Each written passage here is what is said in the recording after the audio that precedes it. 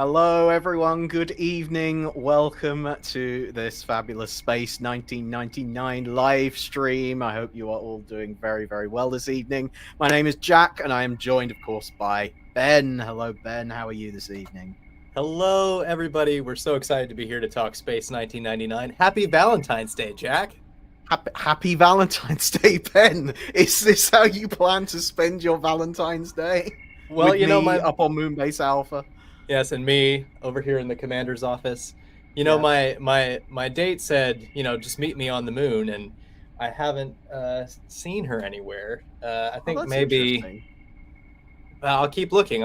Maybe my Ben, significant other will Ben's turn looking up. for love on Moonbase Alpha this evening. Yeah, I had a different story. So Yeah? I said to my wife, "Oh, sorry, I'm not going to be able to make dinner tonight because I've got to head up to Moonbase Alpha and do this live stream." Just to let you know, though, there is a slight risk that we might get blown out of the Earth's orbit and you'll never see me again. And weirdly, she was fine with it. I don't really How know what that was all strange. about. I know, Yeah. hopefully we make it back to Earth okay, and everything up on Moonbase Alpha is going to be fine. But Fingers crossed. You never know what might happen. What could possibly go wrong, Jack? What could possibly go wrong? What could possibly go wrong? And great to see everyone's comments coming through. Everyone's here. Hello, Jeffrey. Good to see you. Hello, Matty. Lovely, lovely, lovely to have you here. And Steve. Atmosphere. Have you opened a window, Ben? You've got a window behind you. I do have a window. I've not opened it yet, but maybe in a bit. Okay. Just to, Maybe we'll save that for the end. I'm sure it'll go really well for you. She's the keeper. I'm not sure which one, which she you're referring there to, Steve, but she definitely is. Whichever one you mean. Yeah, whichever one. Hello, Peach. Hello, Happy Friday. Hello. Singles Awareness Day as well. All the Valentine's days, Palentines, Galentines, whatever you're celebrating today. Yes. We're glad you're celebrating with us. Hello, Tom. Good to see you. Floyd. Hello. If you're watching on Facebook, be sure to go over to facebook.com/StreamYard to give them permission to share your name so we can see who you are. Yes, that's very important. Yes, hello from Canada. Good to see you. Montreal. Excellent. Wonderful. Seattle, wonderful. Washington. Good to see you, Wayne. Hello. Oh, what fantastic. Great to see you all here. So, what are we doing this evening, Ben? Because we've kind of got one main thing that's sort of kind of been the focus leading up to this stream, and we're going to talk about it in quite a bit of detail a little bit later on. I'm not sure what it could be, but I'm guessing it's the thing behind you. It's the thing behind me, which is the brand new diecast collectible Pallet Eagle, the latest in the collectible model range from Anderson Entertainment. It went live for pre-orders today, so you can head over to the Gerry Anderson store, head to gerryanderson.com, and you can pre-order yours now. And we're going to go into all sorts of detail, looking at all the lovely close-up images of the collectible, and we might even do a live unboxing live on the stream, so you can all see exactly what's included in the package, because it's quite a special one. So I'm really excited to share that a little bit later on in the stream, as well as just some other kind of bits of Space 1999 news as well, other things that are available on the store. We'll just be kind of having a fun time with that. And then because it's Valentine's Day, we will also a little bit later be focusing on some of the romance that blossoms on Moonbase Alpha throughout the course of both year 1 and year 2 of Space 1999. We'll be talking about some of our favorite couples from Space 1999, and we've got some fun little video clips planned for that very excited to share with you. And then Ben, I believe you've got a little game planned for us. I know nothing about this for once. Usually Jack is the game master, and I've taken over the reins. So that will either be, the greatest project in the history of mankind or a complete disaster. Much like Moonbase Alpha itself. We've been very ambitious, but we'll see how it goes down. I'm very excited. I have complete faith in your ability to engineer this game and to not blow up the moon in the process. We'll try. That's what we're all hoping for here.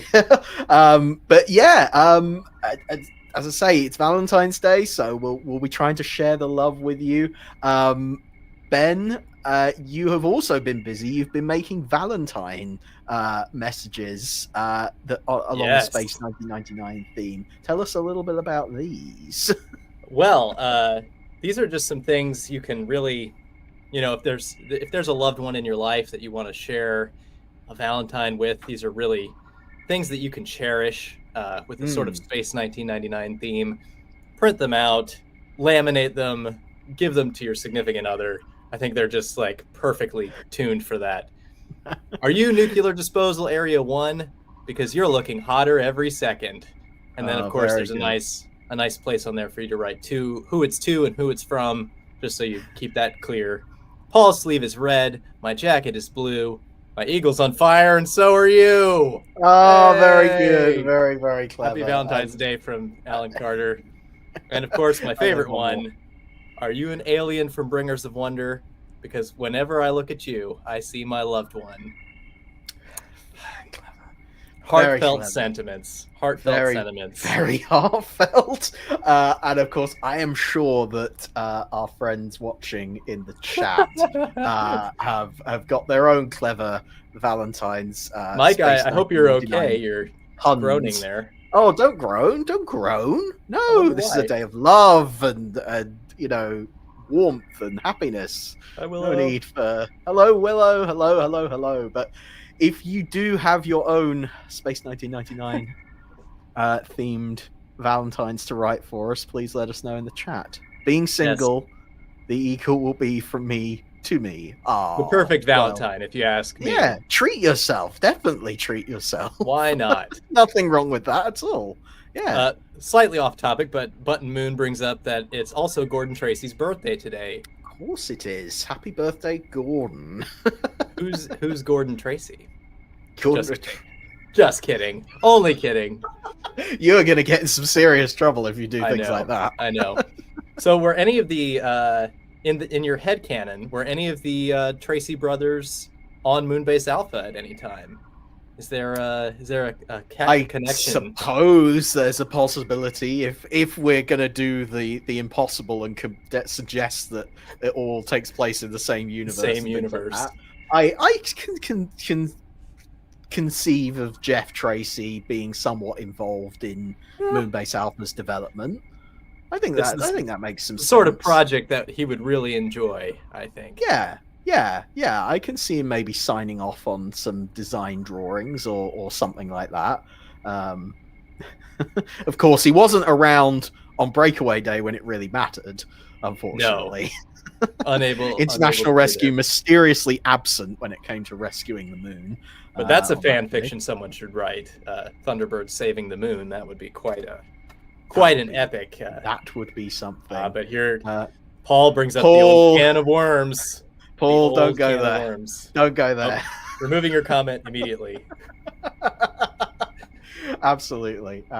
Ooh, AC has a great theory there that Bergman is Brains' grandfather. I like that.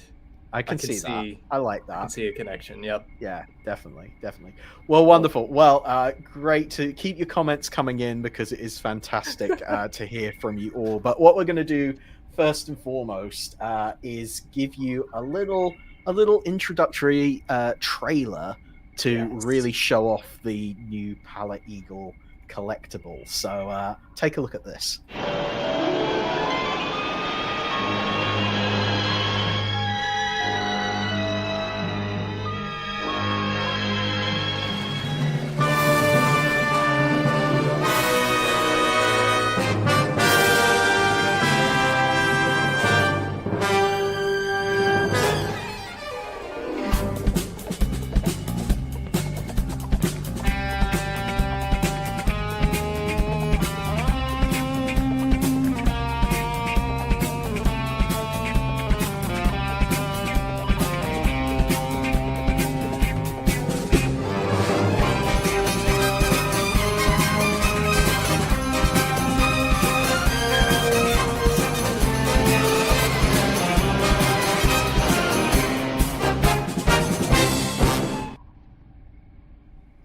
love that.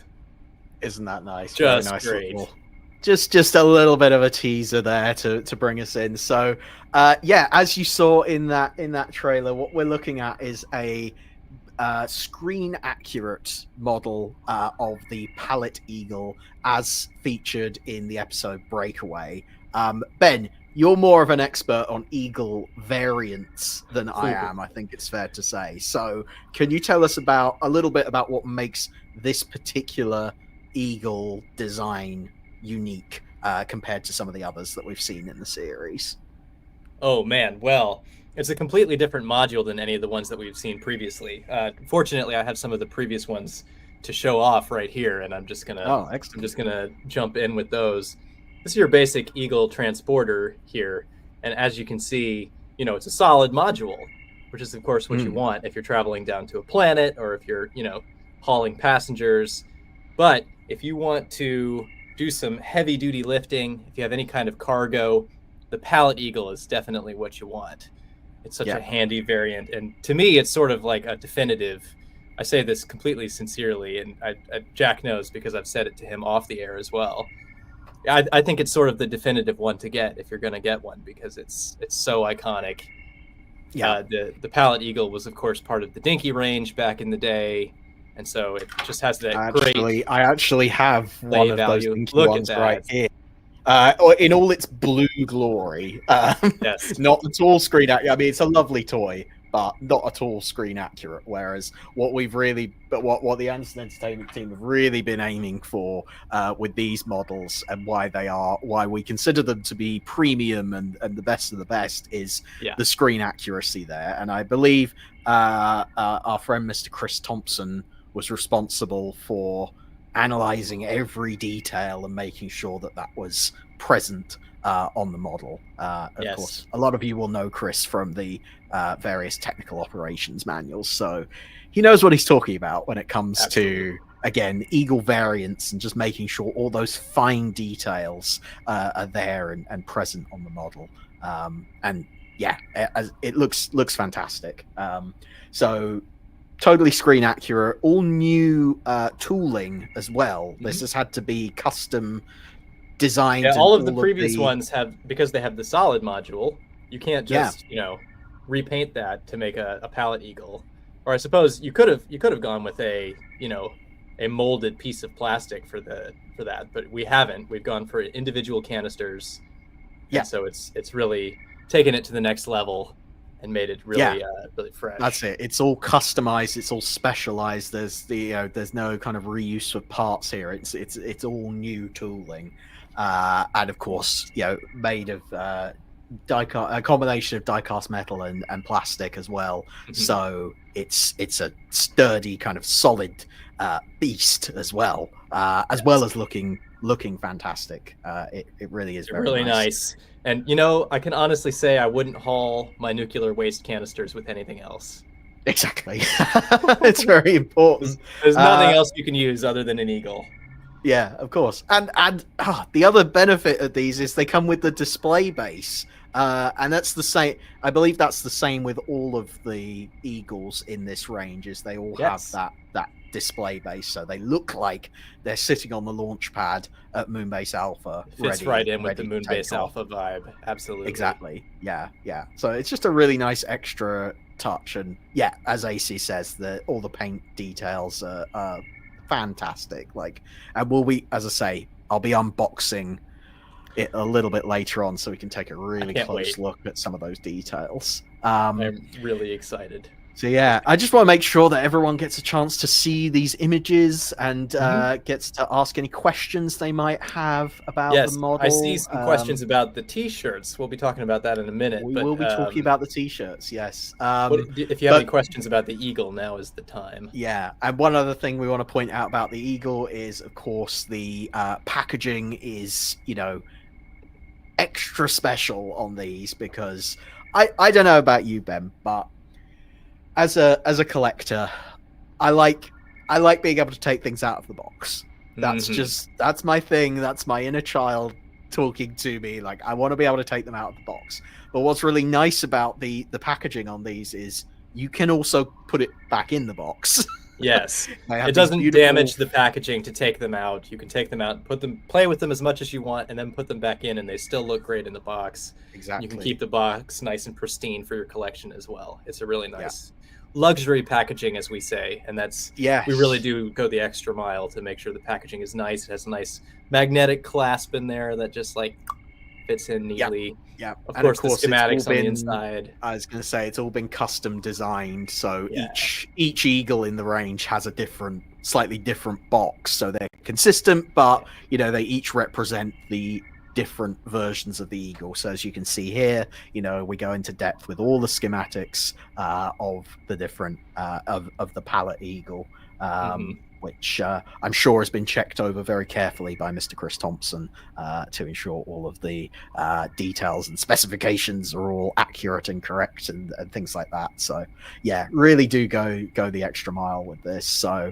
and if you want to get creative and you've got your own moon landscape that you want to display your eagle on, as we have done here, I think you can tell it really does look the business. I especially like the dirtying down that's been done on the radiation canisters. Like you can see the moon dust on them. I think you can't beat that. That is just incredible. You cannot beat it. Yeah, and you can't beat making your own versions of these, for dioramas and things and display. Making your own version is always the most exciting. Absolutely. Yeah. And I can't wait to see. I hope someone does it at some point. I want to see all of the eagles in this range lined up in the hangar on Moonbase Alpha. All the eagle variants in a line. Oh, that would look good. So as we say, it's currently available for pre-order on the Gerry Anderson store. Can show it to you there. It's available at a special pre-order price of $99.99, and you can see all the images there that we've been looking at on the stream. They're all there, so you can browse at your leisure and look at all of the details as well. But I would recommend that you head along and pre-order these, because it is limited to 2004 units only. So once they're gone, they are gone. So make sure to head along there and pre-order as soon as possible. Current estimated shipping date is March 2025, so coming out very, very soon. And as you can see, we have the early kind of pre-production units already done. So it's like they are here. They are literally just being produced as we speak, basically. So there we are. Lovely stuff. So but we do have some other things. One if you want one. Exactly. Oh, you have some other things to talk about. All right. Do you want to answer some questions? Yes. Let's do that. Let's answer some questions first. Someone asks if the landing feet have suspension or if they're fixed. I believe they are fixed. The previous Eagles were all fixed suspension.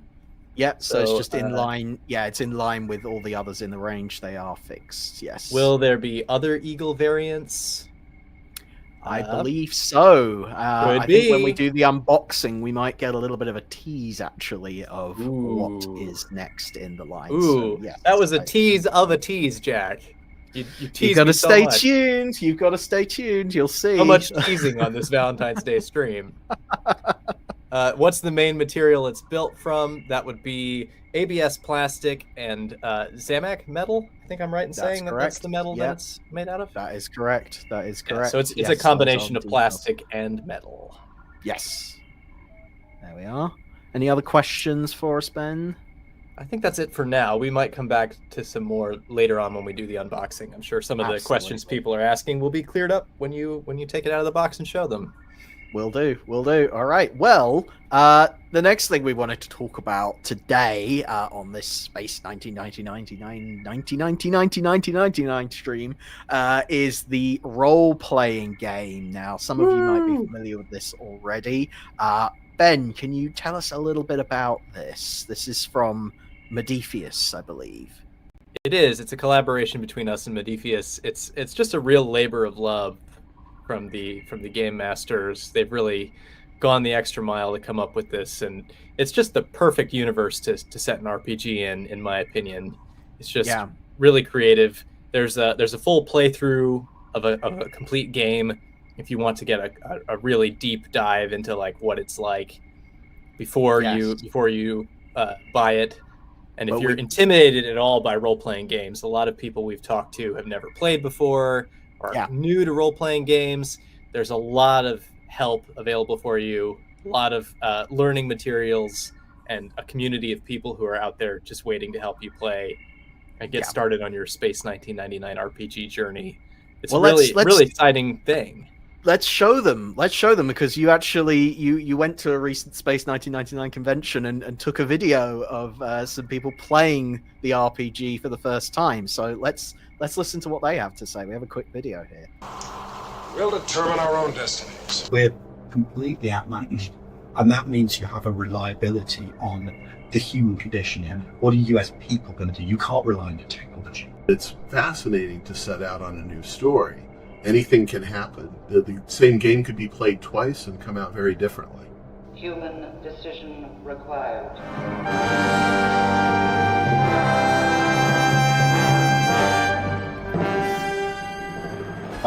In my years as a young games designer, being somebody who watched, was in the right age to have watched this when it was out, but as soon as I was learning how Dungeons and Dragons works, I was tooling away with my own stock and we play Space 1999 and putting some bits together. And it's only after 20, 30 years of being a games writer, I get the contacts to go, all right, now I know how to put one of these books together. Probably thought I was the biggest Space 1999 fan on the planet until I came to this convention. It's a big universe. What I like about the setting is that we're not meant to be doing this yet. This moon gets kicked out into space. We barely got as far as our own solar system.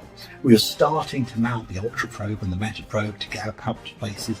That's humanity's first steps. And then the moon is flung into deep space. With Space 1999, we're constantly watching the old episodes because that's what we have and that is what we love. I didn't know you cared. To be able to feel like you're part of an episode, to feel like you're part of Space 1999, and to generate a new story that hasn't already been told. It was a great experience. That's what it's all about. You're doing it together. And that's why it's such a wonderful social thing, because it's not about one person sorting it out or telling you what to do, or all of you being against each other. You're getting together to tell a story and just have some fun with it. And it's, what's your book? It's really cheap. Book, dice, done. Comparatively, very cheap hobbies. I am new to gaming. I'm probably intimidated by role-playing games myself, but I let my affection and love for Space 1999 connect me to what's happening in the game. I found myself within this game starting out thinking, well, what would this character do as a Space 1999 character? But very quickly it became, what would I do? And what were my thoughts? What occurs to me in any given situation to do? And I think that really is what helped immerse me into the experience in a more personal way than, again, just reading a book or watching an episode. One of my favourite parts of the series, particularly in Series 1, was that you'd get to the end of some weird, surreal episode and Cody would say to the boat, so, Victor, what have we just been? What's the explanation? And if you were something in Star Trek, it's like, we've discovered it's a gravimetric distortion of the deflected dish or thing. But in Space 1999, Victor just goes, John, there are just some things we're not ready to. And unlike a novel or a written story, it really allows for uncertainty and variation, which seems much more lifelike, perhaps, than just reading a story.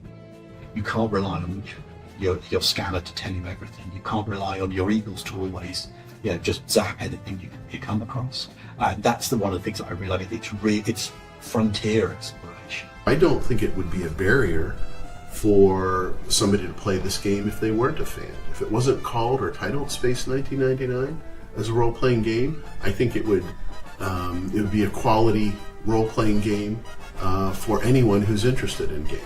Enjoy the game, enjoy Space 1999, enjoy being part of that season, creating your own stories, because there's so much love for all of these settings and all of these games.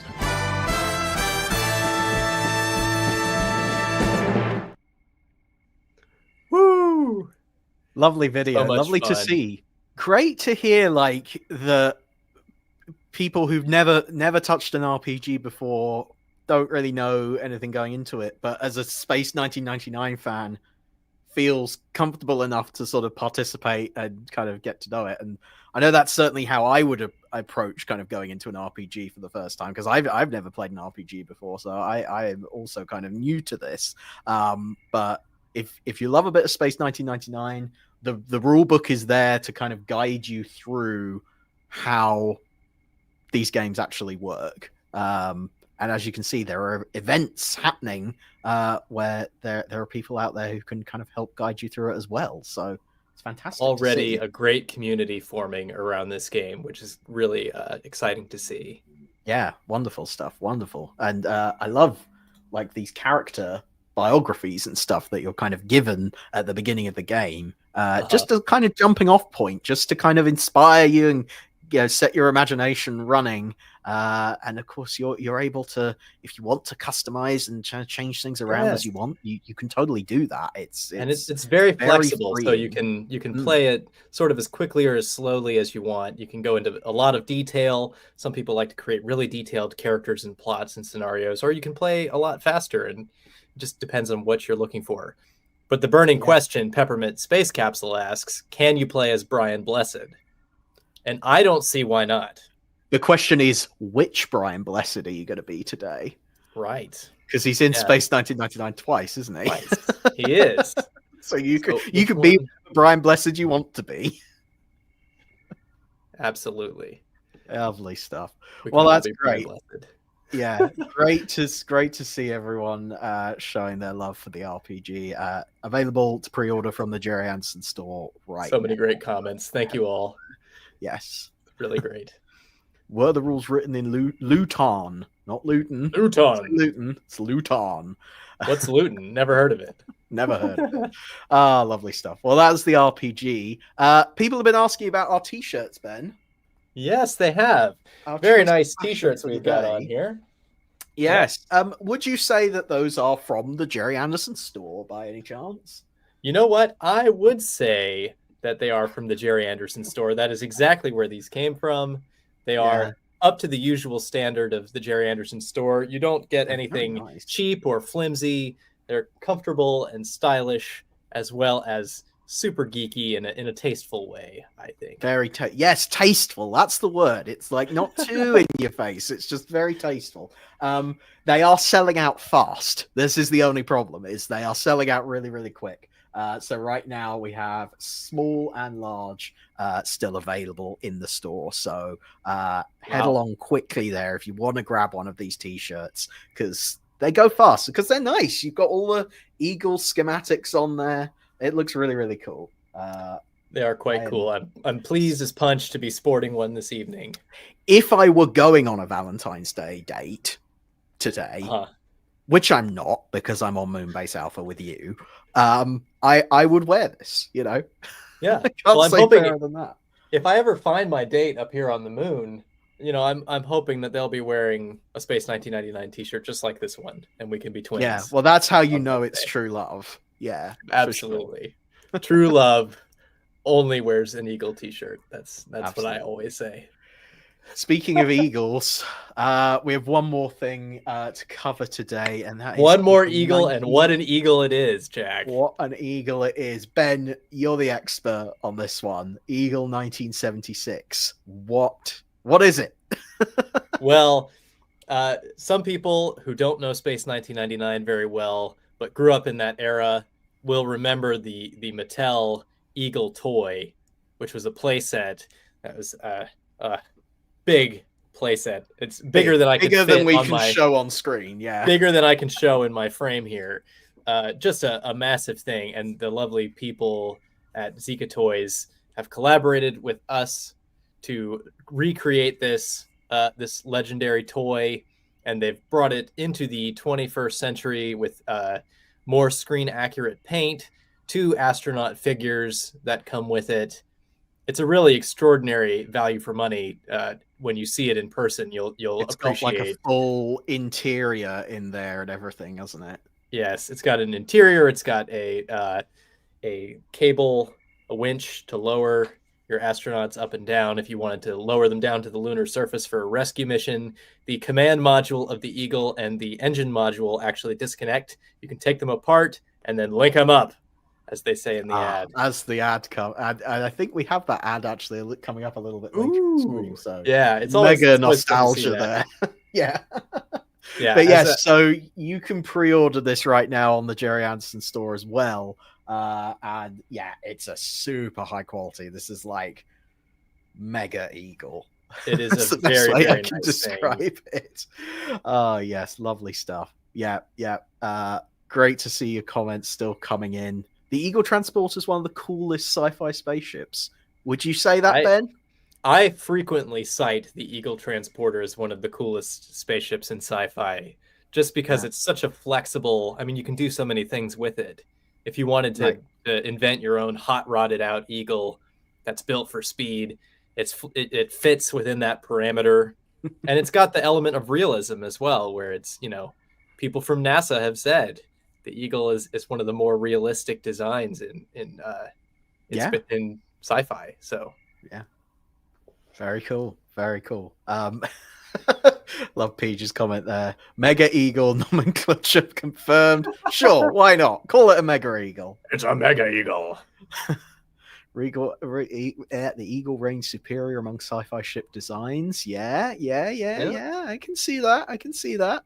Well, lovely stuff. But that was our kind of news segment. Those are all the various eagle-shaped things that we have to show off for you today. It's a lot of eagles for it's one. A lot of Valentine's eagles. Day. Head to the Gerry Anderson store, and you can see the eagle love is very much there. Go to gerryanderson.com. And it's a good. You can. It's a great spread of values, you know, because you get your Eagle T-shirt. You know, if you're on a budget, you'd still want to display your love for the Eagles. It's the role-playing game. It's quite reasonably priced. Then moving up, a great value with the Eagle behind you there.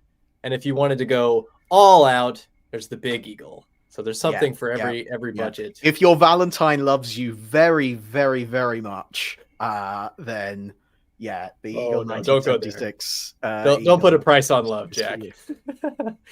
Just saying. I'm leaving a hint for anyone down on Earth who might be watching. Anyone down on Earth looking for an Eagle Valentine, you know where to look. GerryAnderson.com. But I tell you what, shall we take a look at the Pallet Eagle I have right here that I was shipped all the way up here to Moonbase Alpha, shipped direct from the Gerry Anderson store. This is the pre-production kind of prototype version that I have right here. So no one else has one of these. I feel very, very lucky to have one. And I think we should unbox it right here. I think so too. For everyone to Let's enjoy. see. So let me get my technical. While you get set up, I'll talk to some more comments here. Absolutely. Please do. I heard a rumor that George Lucas ditched the original Millennium Falcon design because it looked too much like the Eagle. That is absolutely true. George Lucas did, in fact, ditch the design, and that model was later redesigned to be the Tantive 4 spaceship in Star Wars, which is the Rebel blockade runner in the opening scene. So if you look at that model and you see the detail, you're like, that looks really detailed. It's because it was going to be the main craft, the Millennium Falcon. But it looked just a little bit too much like... You know your stuff. You know your Space 1999. You know your Star Wars. Your 70s sci-fi is on point, Ben. I really appreciate that. Got to do what you can. Willow wants a Thunderbird 5 Valentine. You get all of our Thunderbird 5 Valentines, Willow. They're always I think it's guaranteed at this point. I think so as well. Love that. Alrighty. Great comments, I have my... Keep them coming, yes. But for now, I have my Eagle...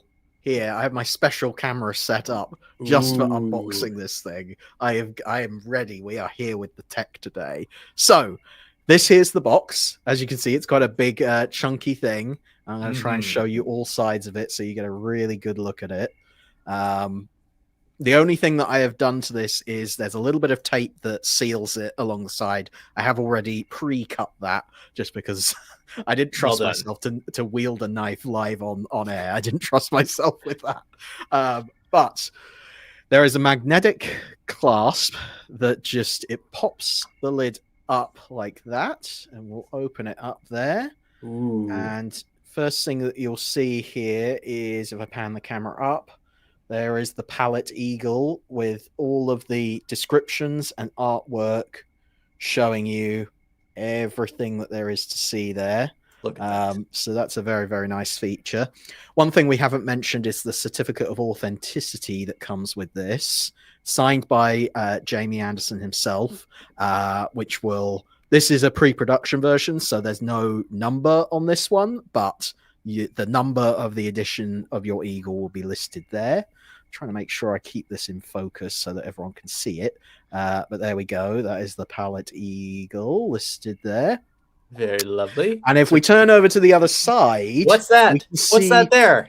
Well, it says coming soon. It is showing you the full range of the Eagle models that are in this collection. So you can see the Eagle Transporter, the VIP module, the Rescue module, the Pallet module, which is what we're talking about today. And then it says coming soon. And coming soon.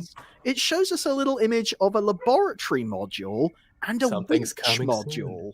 So I think that means that there are more Eagles coming in this range.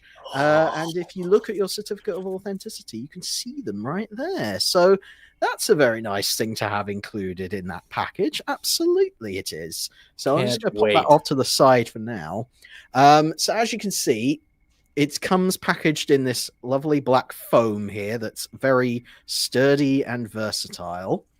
And first thing you'll see here, well, it's a lot of black foam, first and foremost. That's because this thing is very well packaged. But the first thing you'll notice is these radiation modules are sitting right here, ready just to be installed. And they're lovely little things. And they have got, as I say, moon dust detailing on them, which I appreciate that detail very, very much. So you get 4 included in the box. I'm just going to take those out of the foam right now before we unpack the next layer. So those are going to sit just off to the side over there. And then if we remove this piece of foam here, look at that. Here it comes. Oh, there it is. I never get tired of it. I never get tired of it. So let's just pull this out here. Easy, gentle now. Here it comes, gentle. Well, I don't have to be too gentle actually, because they're very. They are robust. They are very, very robust. They're very well put together. That's so true. I don't feel I have to be too delicate with it. Obviously, I will be delicate. Quite solid, because anything could go wrong. But it is very solid. It is very nice. Look at that. All the detailing is there. Boosters. Can't have too many Eagles. That's quite true, Gordon. You cannot have too many Eagles. Gordon's a man who knows. You cannot have too many Eagles. So there we go. Isn't that a lovely thing? Very nice. Very nice. And of course, if I remove the next layer of foam and the next layer of foam... Is there more?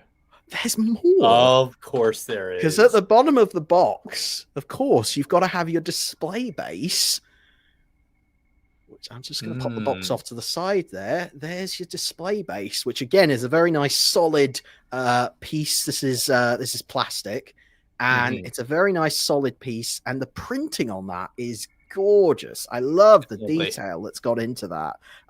It looks like a well-used piece of Moonbase Alpha launch pad. So we've got to kind of put, now that we've got all the individual components out of the box, yes, we have to put all the pieces together. So let's pop this Eagle right down on the launch pad. Are we happy with that positioning, Ben? Do you think that's a good launch? Yeah, a bit maybe 2 degrees to the aft.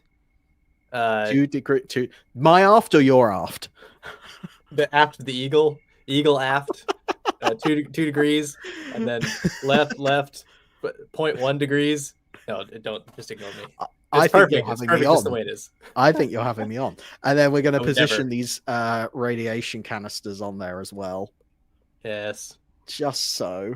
Are you gonna do a perfect square or rectangle? I suppose there's all sorts of different ways you could configure them. Like you could have it all in one line like that.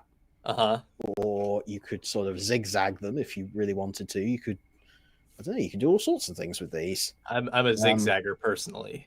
Look at that! You've got the cluster in the center. Cluster, yeah. I'm in breakaway mode. I'm kind of like, we're in a hurry here. We just need to load up as many of these radiation canisters as possible and get this going. Quickly. Hurry. And there we go. Don't It's spill ready any. for takeoff. It's right there. Lovely Look at stuff. that. Yeah. That's a great thing. And of course, Yeah, the display awesome. base fits in with all the other display bases. So if you already have one, it'll look right at home. Yeah. And obviously we have all these foam pieces now, but we can kind of put them all back into the box. So perfect. You can literally kind of sit the thing on top of the box if you wanted to, and make sure it all kind of just stays together. Let's see if I can. The count of destroyed and crashed Eagles needs to be done. There's definitely been calculations done, and I'm blanking on what the numbers are. Chris Dale did a very, very good video on the Gerry Anderson YouTube channel covering both year 1 and year 2. He counted every single Eagle that crashes and whether it gets lost or whether it survives and gets recovered and things like that. So trust me, Chris Dale, if anyone's done this work, Chris Dale has done it. Chris Dale has done it. I'm sure someone in the comments will know. If you do know the number, please do comment. Absolutely. But there we go. What a lovely thing. Thank you for your patience with the technical stuff. It's not out of focus on purpose. It is literally just we're doing our best here. A limit on the technology, unfortunately. If you want to see high resolution photos, head on over to gerryanderson.com because they are up there and they do look fantastic. Really, they are indeed. Yes. But yes, thank you for your patience. So there we go. That is the Pallet Eagle. Curious to know if anyone has any other questions about it. I'm going to, for comparison, just anyone who has a dinky Eagle, because that's the other great thing about this launch pad. I'm going to just indulge myself for a little bit. Pop a dinky. Hey, look at that. No, that's not bad. That's not bad. But if you look, if you want a size comparison, you can see the new dinky is dinky by comparison. The dinky is kind of dinky. It's smaller, that's for sure, and obviously much less detail and things like that. And obviously, we don't even need to mention the color being ever so slightly inaccurate, whereas this beauty is very much screen accurate as far as coloring is concerned. So very happy about that. But let's get up some of those images again. Let's show it in focus, looking pretty. So bear with me while I sort my cameras out. Look at that. There we go. Yes, I love as well. Our good friend Ross Aerosmith at the Gerry Anderson podcast fame has. Did he take these pictures? I believe so. He's very talented, isn't he? Ross is very talented. He did the video trailer that you played at the beginning. A really lovely job there. I love especially that he's cut it in with footage from the classic series, and you can't of course tell the difference, but the differences are quite minor, really. Only just tell the difference. Only just. It can be quite difficult to tell. Yeah, it's quite nice. So well done, Ross, and well done, team. It looks lovely, and it does. I can't wait to get mine. They're just beautiful. Yeah. Well, right now we are going to take a quick commercial break, and this is a kind of fun mix of some other new things from Anderson Entertainment, as well as some vintage classic Space 1999 ads. So feel free, grab a cup of Moonbase Alpha tea. What other new things could there be besides the Eagle? Well, there might be a few. So how about we take a look, and we'll see you in a few minutes.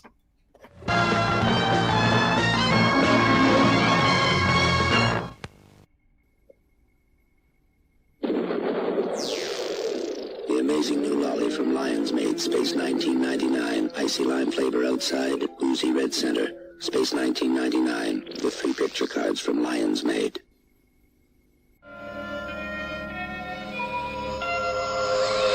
Red alert, red alert. Confirm unidentified flying object.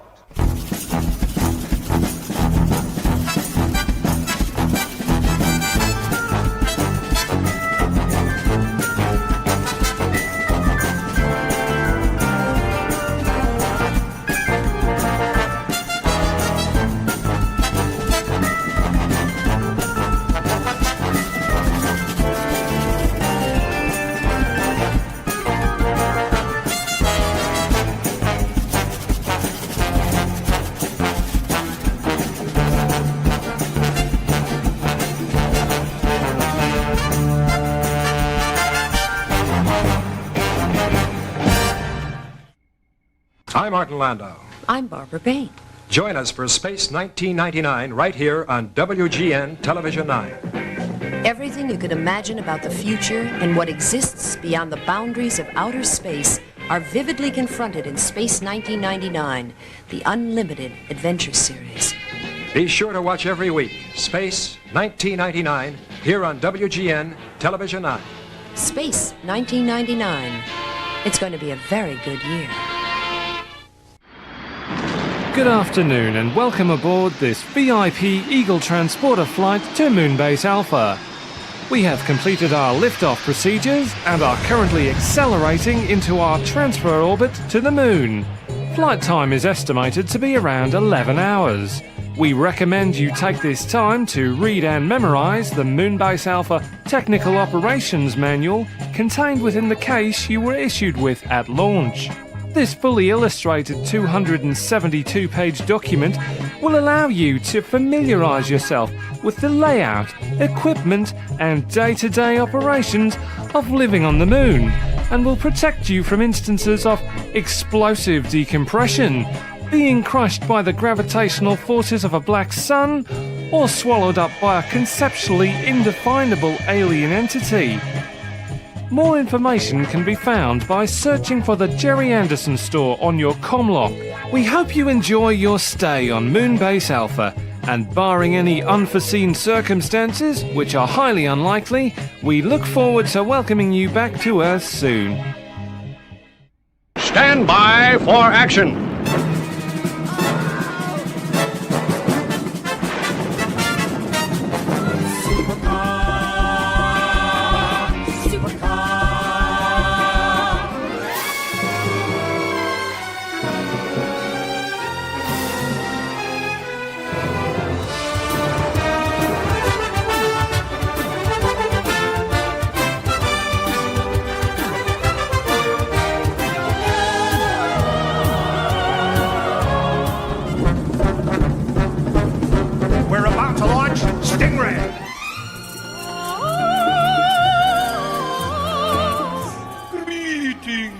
Mighty Titan. Wow, she doesn't look happy, Troy. Maybe she can sense something.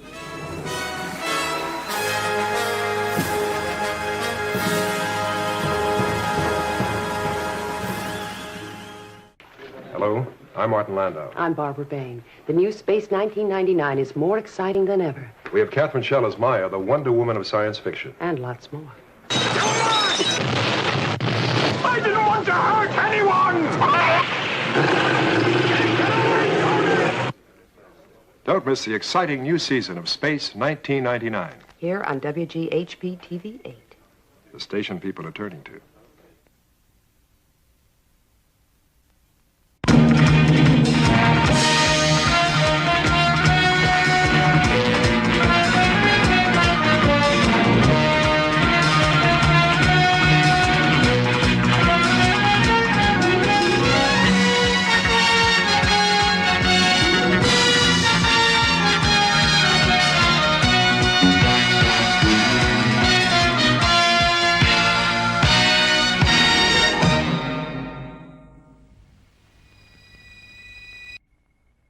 Alpha team in danger! Code red! Liftoff! This is Space 1999 Eagle 1 spaceship. Alpha Control, we have contact! You can jettison the cockpit and engines, then link them up.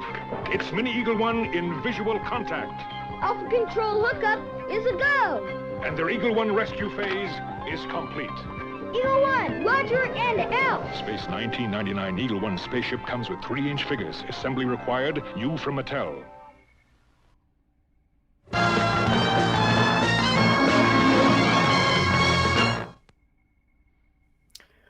Wow.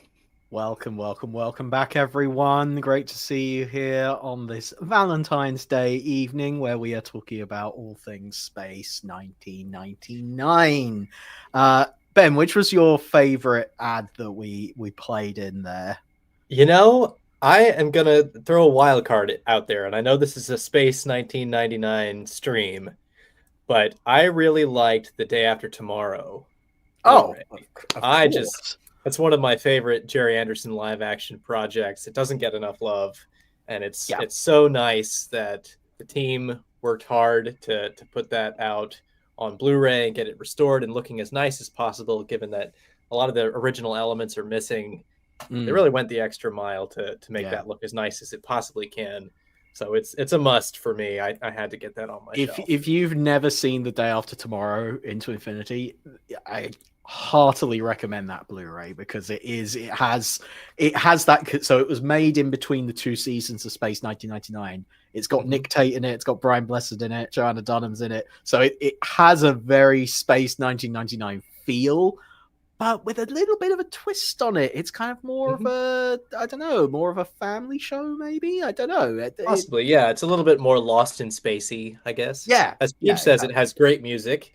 And that segues nicely into talking about the concert, Stand By for Action 2, because we actually played, those of us who were there on the night, we heard the theme song to The Day After Tomorrow Into Infinity being played by an orchestra live, and you can relive that by getting it on CD. You can also replay. You could also replay a certain someone maybe stealing the show, maybe running along the front of the stage with a Stingray model.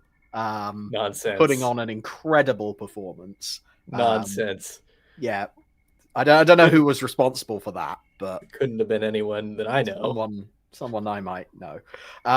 So wonderful. Keep your comments coming in. It's great to see everyone getting involved here. Jessica, you pre-ordered your Eagle. I hope you enjoy it. Well, I mean, was it the best Stingray ever? Oh, I don't know about that. I don't know about that. Yes, if you're wondering, by the way, Jessica was talking about pre-orders there. What we've been mainly talking about this evening, in case you haven't been tuned in, is the new Pallet Eagle from Anderson Entertainment, the latest in the diecast collectible range. That is now available to pre-order on the Gerry Anderson store. Head to gerryanderson.com and you can secure your copy of this magnificent model. We did a little unboxing earlier. It looks fantastic. Very, very excited for people to start receiving these. But because we mentioned it's Valentine's Day, Ben. It is Valentine's Day. And we've mentioned that, you've been looking for love on Moonbase Alpha. Any sign? Has anyone showed up yet? I was looking around some during the commercial break. I'm starting to worry that I may have been stood up on the moon. No. Could that have happened? No, surely not. I'm convinced that what? Love up maybe there they're down in the catacombs. Maybe I just need to look down in the catacombs. Go down to the catacombs, and I'm sure you will find love there.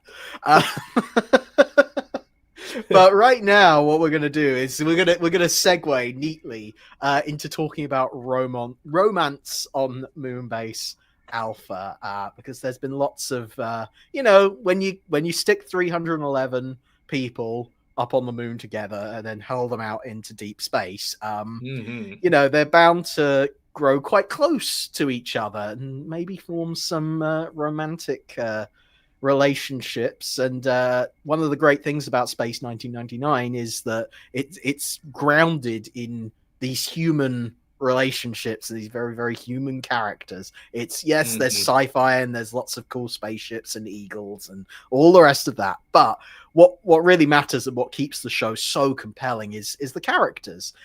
So we're going to kind of spotlight some of our favorite romantic couples just in time for Valentine's Day. So in the chat, do please feel free to suggest some of yours. But we've got a couple of little videos that we're going to show you that might give you some ideas. So let's take a look at one of those now. You love each other. What? We're looking for answers, Commander, not heroes. I didn't know you cared.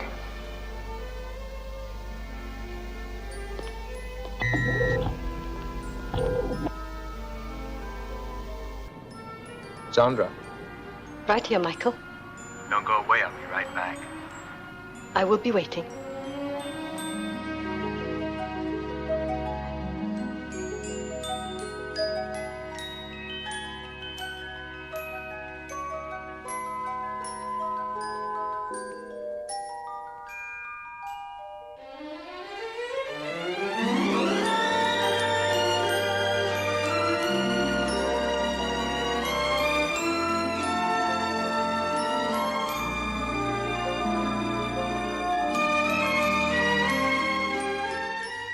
join me?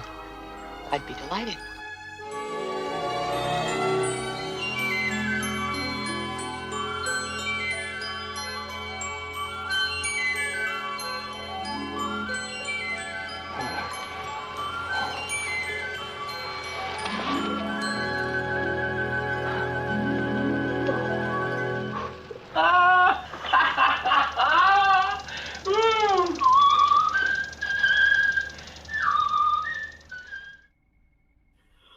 Oh, isn't it cute? Isn't it so sweet? That'll either make your heart grow multiple sizes, or else it'll just make you lose your lunch. Really, really sweet-hearted montage there.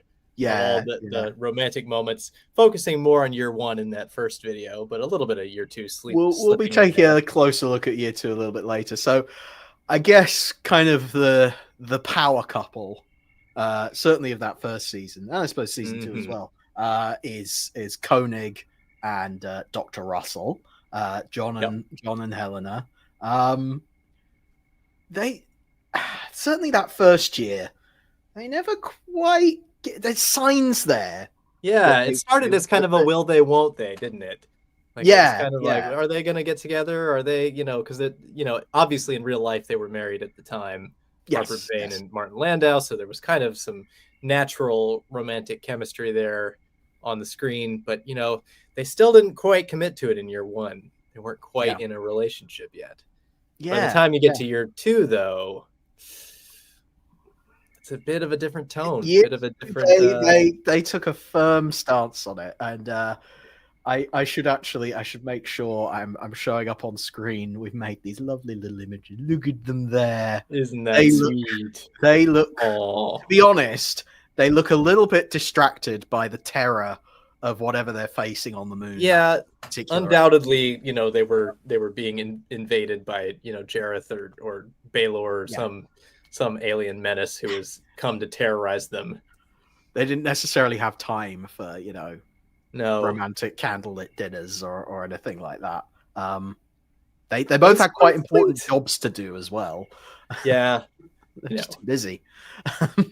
But yeah, so that's one potential couple. Yep. What's this? Christopher Penfold said they kept John and Helena at arm's length in season one. Yes, which is good. It makes it very. There's a tension there, which keeps there is a romantic tension that keeps you watching to see where they're going with it. Yeah. So yeah, so it's kind of cool that was a deliberate kind of character choice that they went with, and obviously in year two, they weren't so subtle about it, and well. We'll talk about whether that was a good thing or not later on.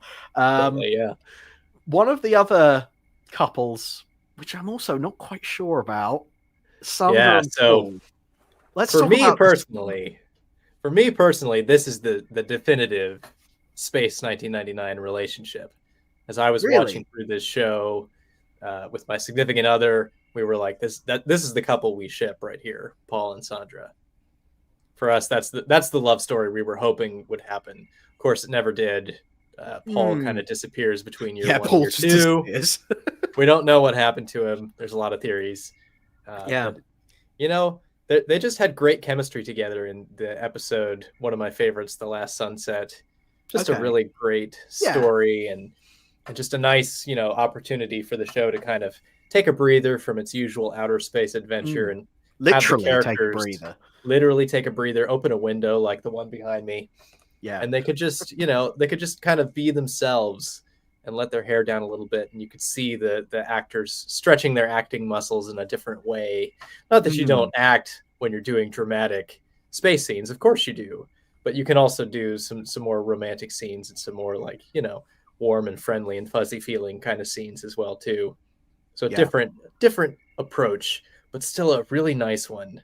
And a great pair. Those two actors did a really great job together. Yeah, I need to go back and rewatch year one because I feel like I don't know a little bit in that episode. It feels like it just sort of you're given that as like you just watch this couple for this week. That's what they're going to do. But I can also see now, thinking about it, that maybe there was a little bit of like worked up to that, but also because it was an extraordinary situation in that episode, where they're suddenly faced with this new mystery that's unfolding, that the moon suddenly has an atmosphere and everything. I can imagine how that might turn their heads and kind of make them look at each other in a different way, and maybe feel a bit more optimistic about life, and feel like, hey, maybe we should fall in love. Maybe we'll make this a whole thing. So yeah, it's worth revisiting. Makes total sense. For sure. Yeah, cool. Well, those were kind of. Are there any other little year one couples that we might want to showcase right now, or are we happy to move on to year two? There's quite a few little ones where, particularly, a character will be placed in jeopardy early on in the episode, and then a spouse will come out of the woodwork to be like, "Oh no, so and so is in danger." That happened to Shane Rimmer. Yeah. That happened to In the Troubled Spirit. A couple of times. Force of Life, which is one that I included in that montage there. There's a few times that's happened. And there's some really, touching and human moments mixed into those dramatic. Obviously, it was done for dramatic effect, but the actors really took it and ran with it, which is really lovely to see. Well, as I said, it's nice to have that human drama there to kind of to carry you through. Alan and Tanya, yes. Now, Alan and Regina, you see, I did think about Alan. I did think about Alan Carter. Did you? What did you think about Alan Carter? Well, yes, yes, Tanya, Regina, yeah, sure. Oh yeah, I'm shipping this. Literally shipping. You see what I did there? And some people in the comments have said similar things. They only have eyes for the Eagles. Yeah. So, not everyone has to be in a relationship. What Alan gets up to in his own time in his Eagle cockpit is his business. His own business. You know what? Normalize. You don't have to be in a romantic relationship unless you want to be. It's very for true. Each person, very their true. own thing. Yes, and exactly. that's okay. Yeah. Lovely stuff. Well, unfortunately, year two. Fortunately, unfortunately, depends on how you want to look at it. Depends on how you look at it. They did make romance more of a feature of that season. Quite intentionally, I think they decided we want to lighten it up a little bit and show these characters as human beings and see if we want to explore the romantic side. Yes, perfectly summarized in that comment there. Fred Freiberger came along. Codswallop, yes. What a good username, isn't it? Though, well done. So, how about let's take a look at some year two romantic moments. Let's do it. Here we go. Enjoy these. Maya.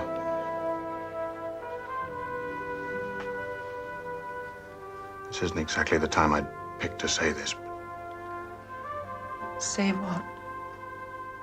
Psychon's my favorite planet. We don't have time to play with words, Tony. Maya, I love you. Such beauty is food to intoxicate the soul. In your world, a kiss causes embarrassment. Apparently it does in your world too, since you had to change into another woman to do it. It's more fun that way. Would you like to try?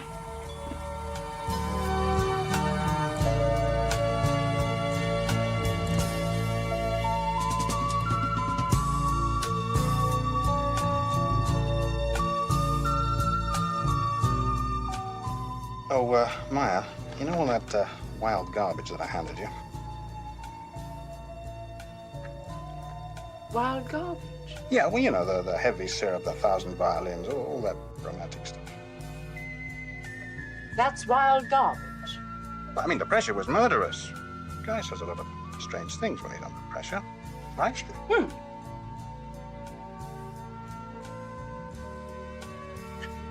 Right.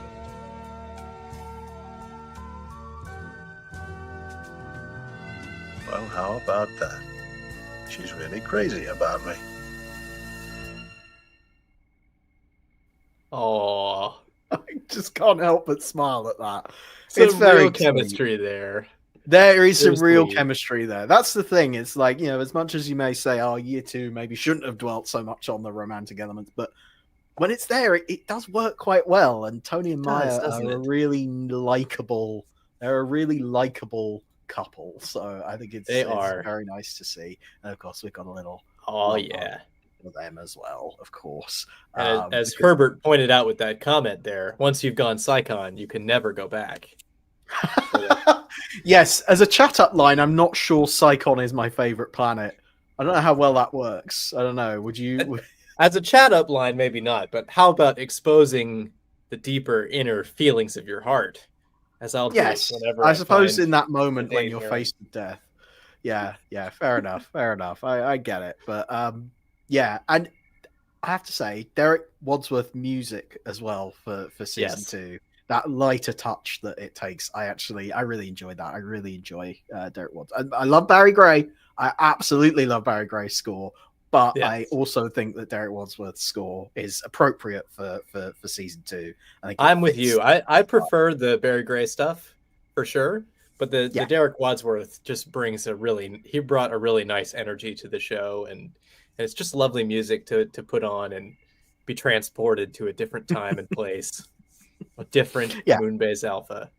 Exactly. It's just a different versions of the same thing, and that's how I choose to look at the two seasons. It's like, it's difficult to combine the two and say it's all one continuous timeline. I just look at it as like, these are two takes on the same idea, basically, which happen to have some of the same characters in there as well.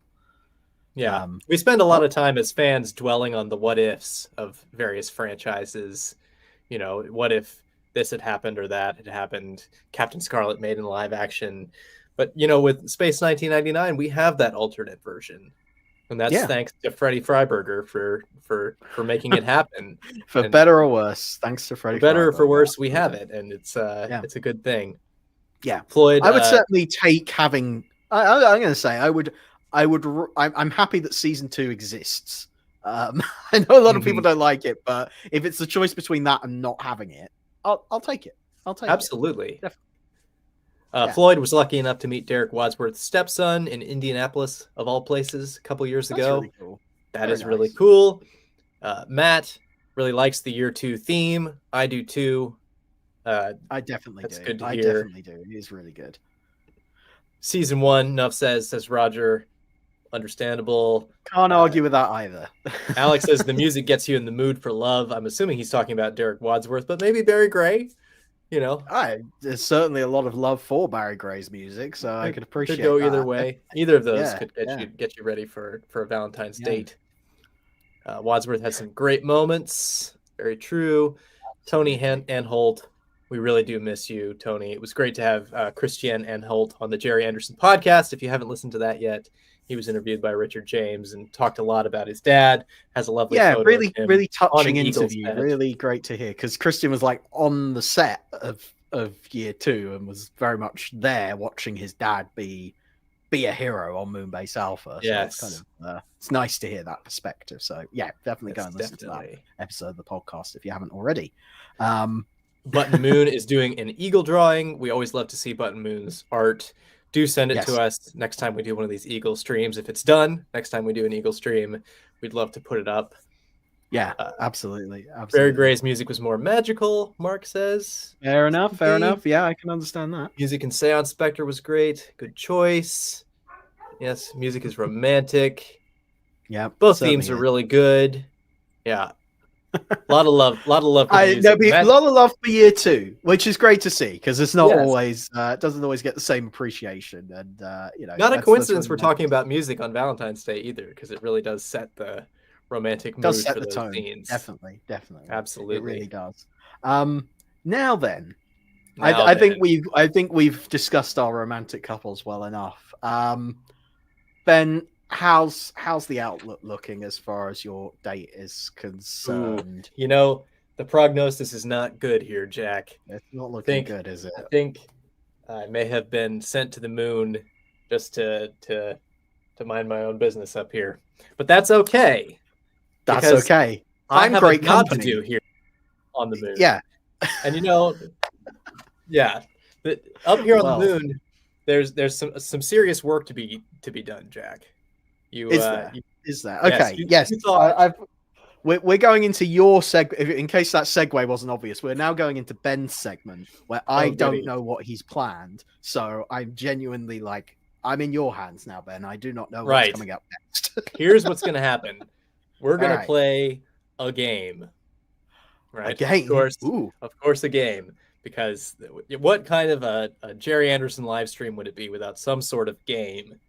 And this game, the stakes have been raised. You may say, well, they're probably just going to do trivia. Well, we've raised the stakes. In this case, the trivia that we're going to do is actually for the salvation of Moonbase Alpha. So I don't know if you know this, Jack, being here on Moonbase Alpha, but there's some major overload happening in the nuclear waste disposal areas. Where all the I'd heard about that. You may have heard rumblings just over there at her desk, and she mentioned something about that. Yeah. Yes, I'm sure they've been talking about it. Well, there's some particularly hot canisters that need to be moved. They are overloaded and they're full of radiation. So if you wouldn't mind just gathering your Pallet Eagles. Okay. Now, all right. There's 5 of them that you need to move, but the catch is you only have 3 eagles. So that means that every time one of your eagles is destroyed by one of those canisters, say you're picking up one of the 5 canisters, you don't get the question correct, eagle's destroyed. Okay. So you only have 3 chances. You only have 3 lives, basically, to get all 5 questions correct. Now, fortunately, you are able to consult the chat. So if you're feeling stuck about a particular question, you can hear the opinions of the people to see what... Have I explained that well enough? Do you kind of understand where we're going with this? I think so. Basically, I've got to answer some questions or the moon's going to blow up. Right. So to prevent a very serious situation that'll either, could rip the moon in 2. I mean, it's highly unlikely, but it could even blow the moon out of Earth's orbit.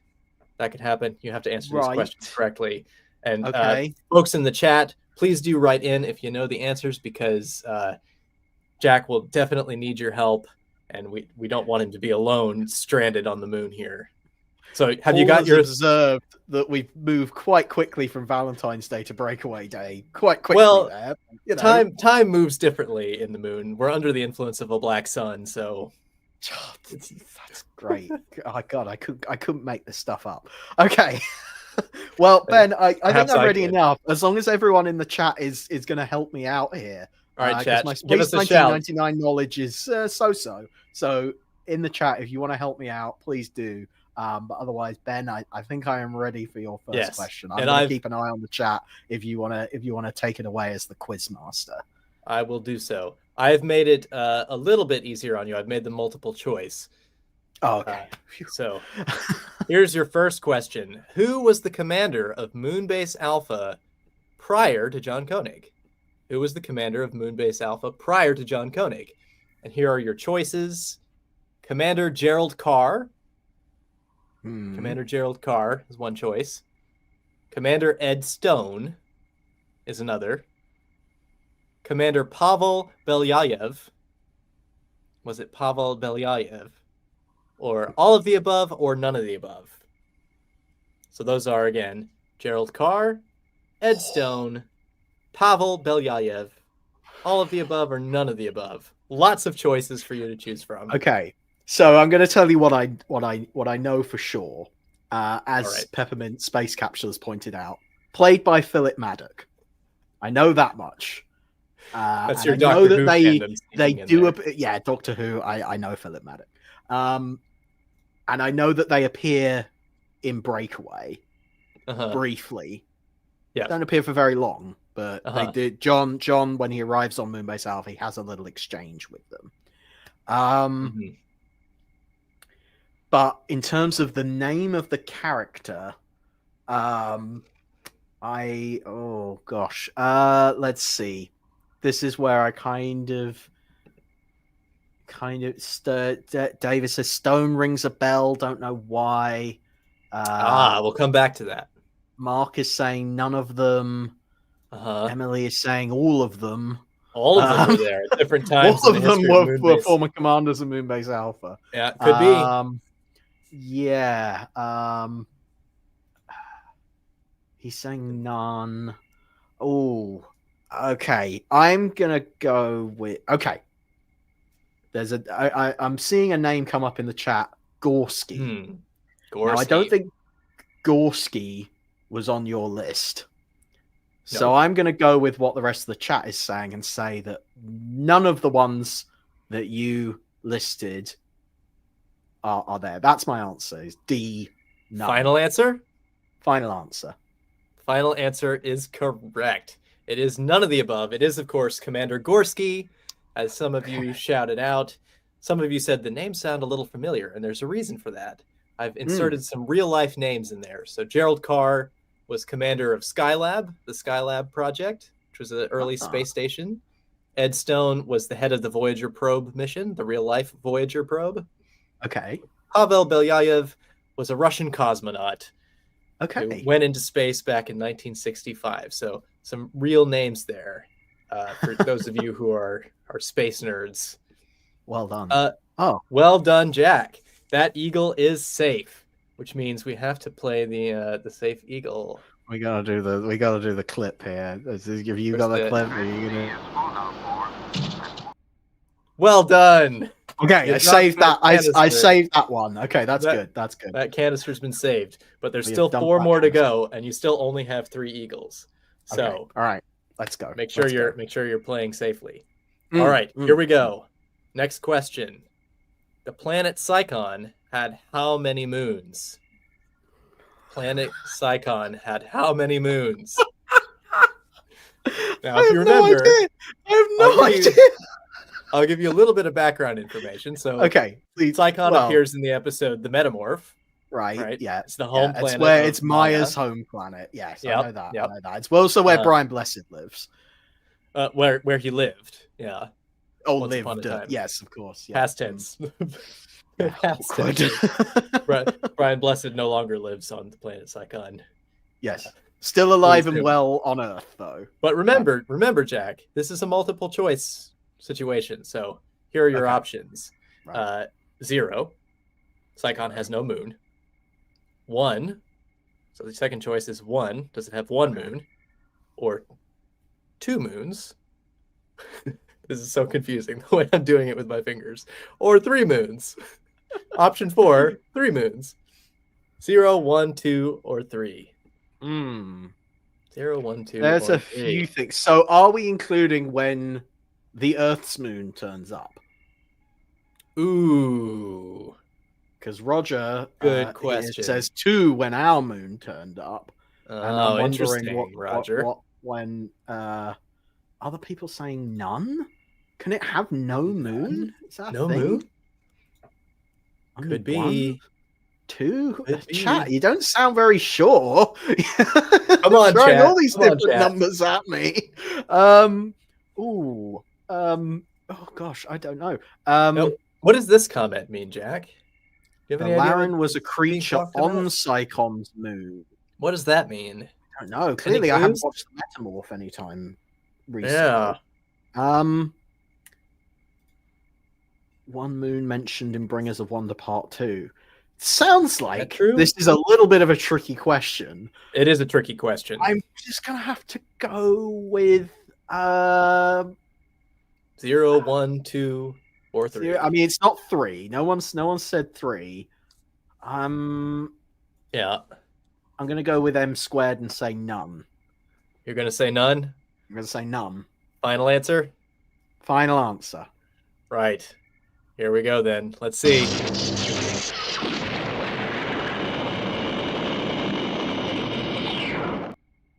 Oh no! Whoops. You've lost an eagle. Oh no. That's okay.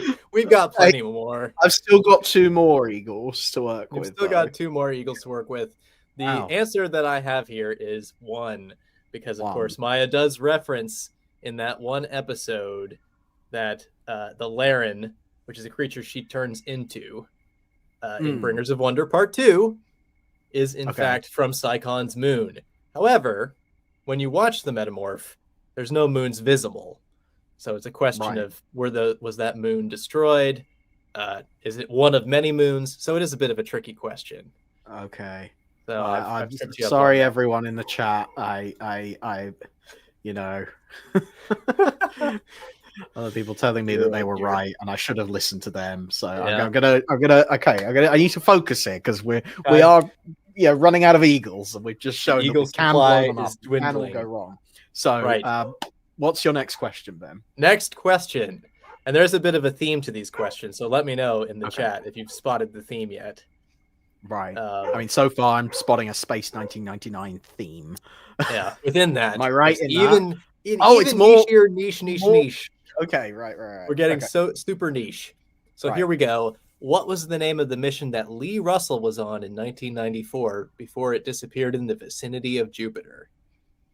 So naturally, Lee Russell being the former husband, Helena Russell, before he disappeared in space. Yes. On a mission. And we meet him in the episode Matter of Life and Death. Correct, right. So you know, fortunately that's not already the question. Yes, what was the name of the mission? Okay. You want the multiple choice? I'm gonna need the multiple choice for that. All right. Here we go on the multiple choice. Curious if anybody in the chat has already shouted it out. Just curious, just looking at the chat there. Okay, ready for the multiple choice?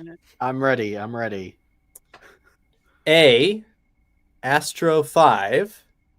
Okay. B, Astro 7. C, Astro 9. Is it Astro 5, Astro 7, or Astro 9? Now, someone in the audience says it's not Clarence. It could be Clarence. If I was wrong when I like Astro the multiple choice, Astro Turf. Very clever.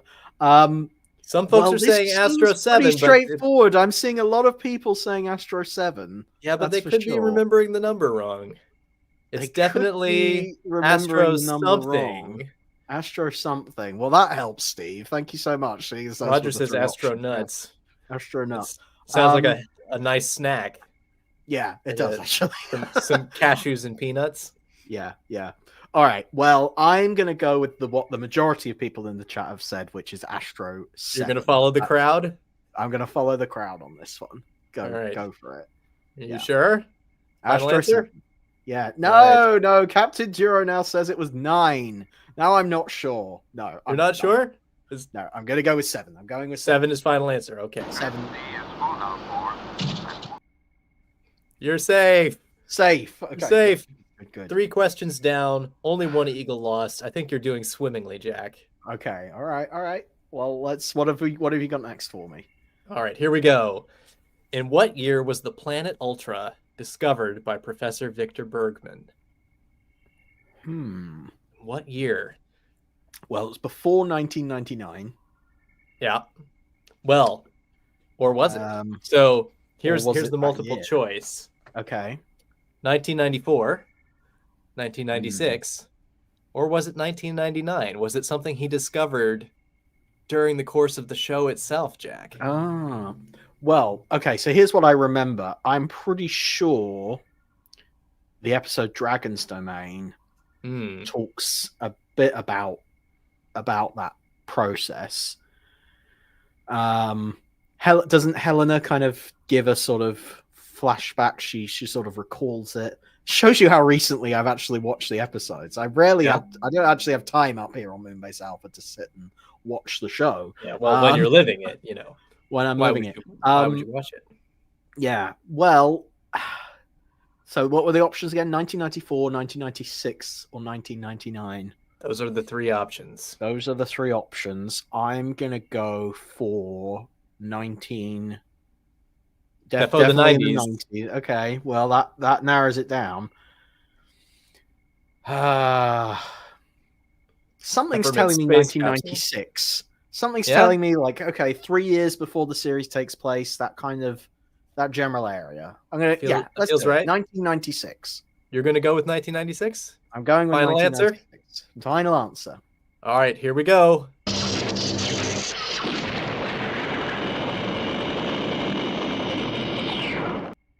I blew up another eagle. Oh, and see that was a tricky no. question as well, because as our audience has correctly pointed out, 1996 is when the Dragon's Domain takes place. The Ultra Probe was launched, but 1994 was the year the planet was discovered by Victor Bergman. Wow.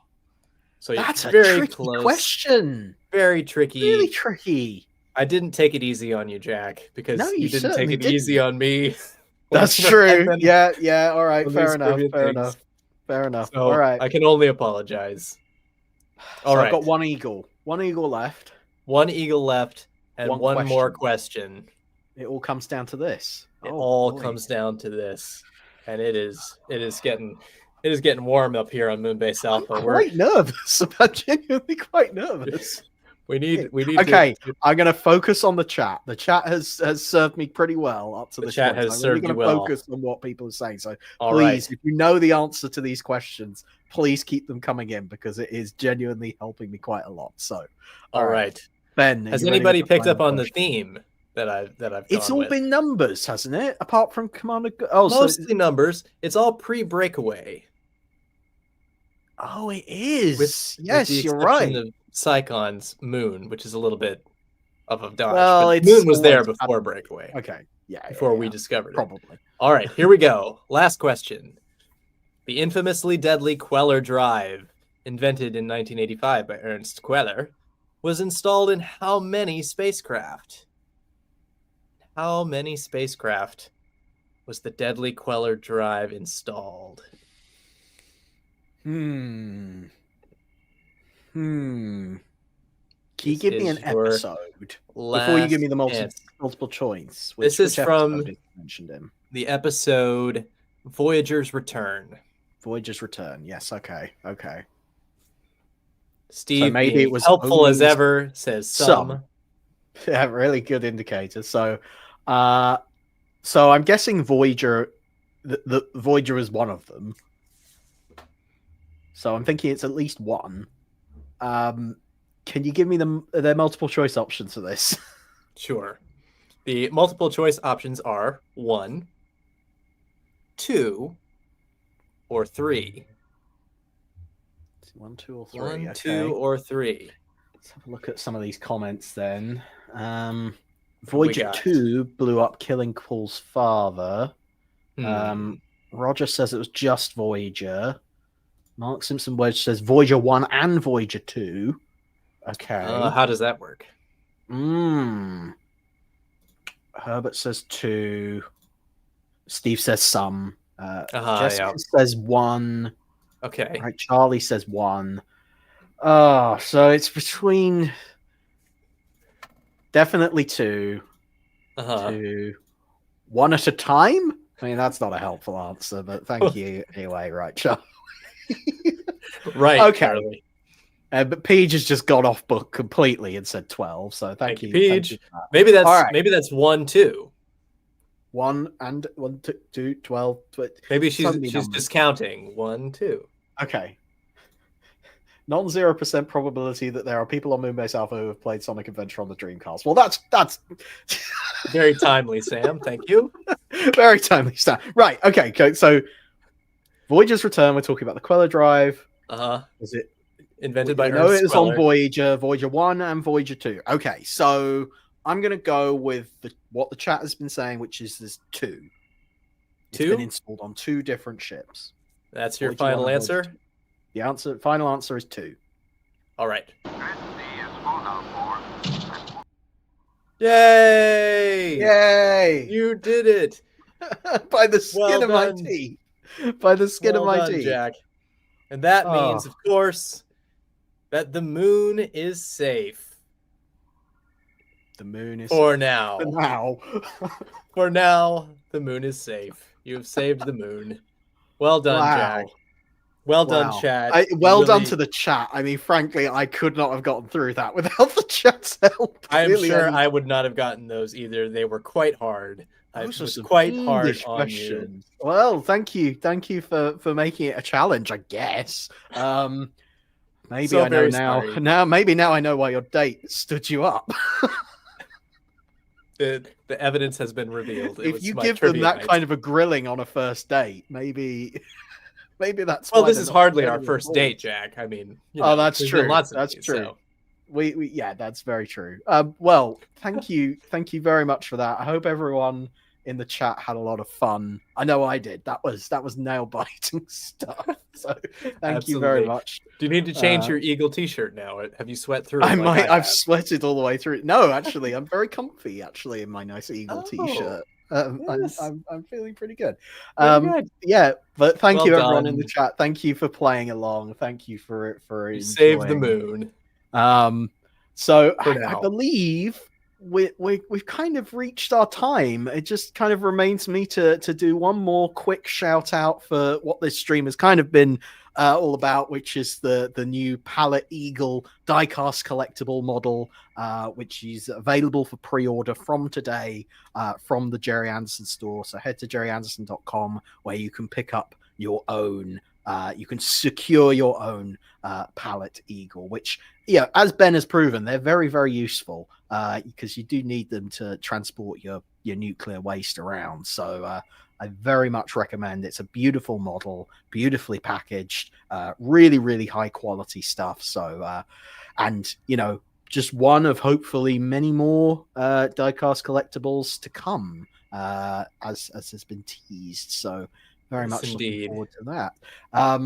But otherwise, thank you all very, very much for watching. I hope you've all had fun this evening. I hope you've all had a good Valentine's Day. Ben, I'm very sorry that your date never That's showed okay. up. Maybe there's somebody else around here. Hey, sorry.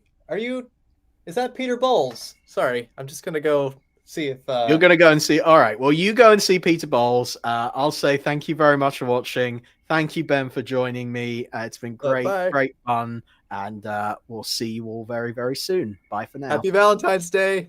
Bye.